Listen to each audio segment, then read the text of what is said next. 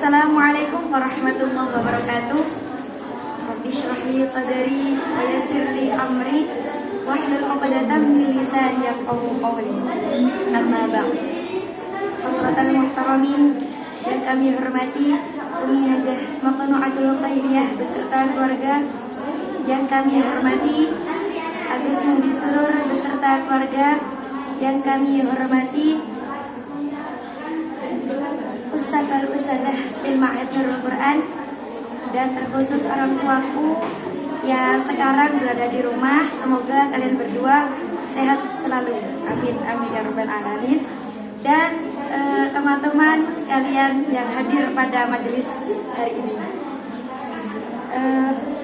baik, perkenalkan nama saya Prima Yunia. Di sini saya akan mempresentasikan tentang makanan halal dan haram. Ya, jadi di sini makanan halal dan haram dalam Islam, halal terdapat 3 perkara. Yang pertama, halal karena zatnya. Jadi ketika kita memilih makanan atau minuman, halalnya itu harus nomor 1. Ketika halal dan haram yang diprioritaskan yaitu halalnya, bukan haramnya. Halal karena zatnya. Jadi zat-zat dalam makanan atau minuman harus yang halal, ya, bukan yang haram. Lalu halal karena memperolehnya.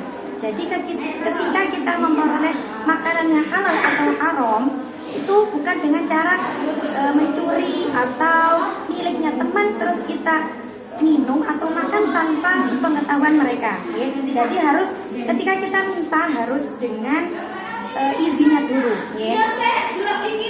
Terus yang ketiga, halal karena prosesnya.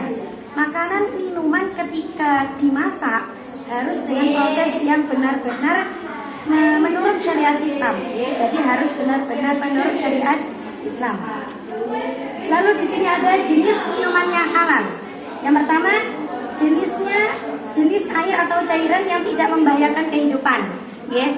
Jadi ketika kita memilih minuman harus dengan syariat Islam juga. Jangan memilih asal-asalan, ya. Jadi ketika kita pilih minuman harus yang tidak membahayakan kehidupan. Misal ada arak ketika dibiarkan menjadi cuka, lah itu tidak diperbolehkan. Lalu air atau cairan yang tidak memabukkan, misal minum alkohol, lah itu diperbolehkan atau tidak? Tentu saja tidak diperbolehkan karena dia memabukkan. Jadi harus memilih minuman yang tidak memabukkan. Lalu selanjutnya, air atau cairan itu bukan berupa benda najis atau benda suci yang terkena najis. Jadi ketika kita memilih minuman, misal ada susu, teh, kopi atau yang lain, itu pertamanya halal. Ketika kemasukan benda najis berupa tai cicak misal, nah itu seketika langsung dihukumi haram. Jadi seketika itu juga kita tidak boleh meminumnya karena dihukumi haram. Lanjut, selanjutnya air atau cairan yang suci didapatkan dengan cara halal yang tidak bertentangan dengan ajaran Islam. Ya seperti tadi, ketika kita memperoleh makanan atau minuman harus dengan syariat Islam, harus dengan ajaran Islam, tidak boleh bertentangan dengan ajaran Islam. Ya. Lalu di sini ada jenis makanan yang halal. Makanan itu tidak boleh haram. Jadi yang tidak diharamkan Allah. Ya. Ada dalil dalam Quran surah Al-Baqarah ayat 172 yang berbunyi, A'udzubillahi minasyaitonirrajim. Bismillahirrahmanirrahim. Ya ayyuhalladzina amanu kulu min thayyibati ma razaqnakum. Hai orang-orang yang beriman, makanlah dari kalian makanan yang baik. Kemudian kami akan memberikanmu sekalian. Quran surah Al-Baqarah ayat 172. Terus selanjutnya, semua makanan yang baik saja atau tidak kotor atau menjijikan. Jadi ketika kita memilih makanan harus yang baik, bukan yang menjijikan. Misal ada bekecot, ular atau sebangsa itu. ya. Jadi tidak boleh. Karena apa? Karena hewan-hewan itu adalah hewan yang menjijikan. Tetapi kecuali saja ketika ular tersebut atau bekecot itu digunakan untuk obat, maka tidak apa-apa. Maka dihukumi halal. Karena apa? Karena dia kepepet atau darurat, maka tidak maka diperbolehkan. Lalu semua makanan yang tidak membahayakan kesehatan. Jadi ketika milih makanan harus yang sehat dengan syariat Islam, menurut syariat Islam.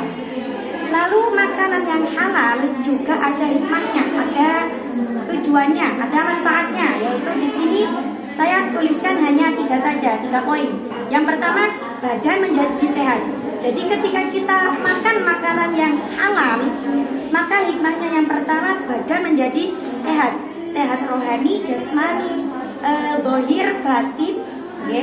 Jadi luar dalamnya insya Allah sehat ketika kita makan makanan yang halal.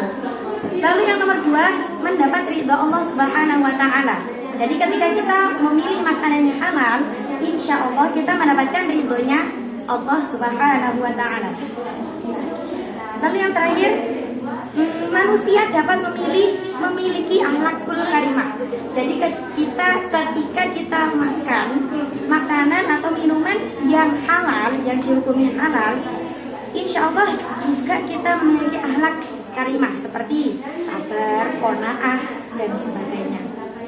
Mungkin cukup sekian dari kami. Semoga kita semua bisa memilih makanan atau minuman yang insya Allah dihalalkan oleh Allah Subhanahu. Amin amin ya rabbal alamin. Sekian dari kami. Kurang lebihnya mohon maaf. Apabila ada salah kata kami mohon maaf, yang seikhlas-ikhlasnya kepada Allah kami mohon ampun. Wabillahi taufiq wal hidayah wal ridha wal inayah. Wassalamualaikum warahmatullahi wabarakatuh.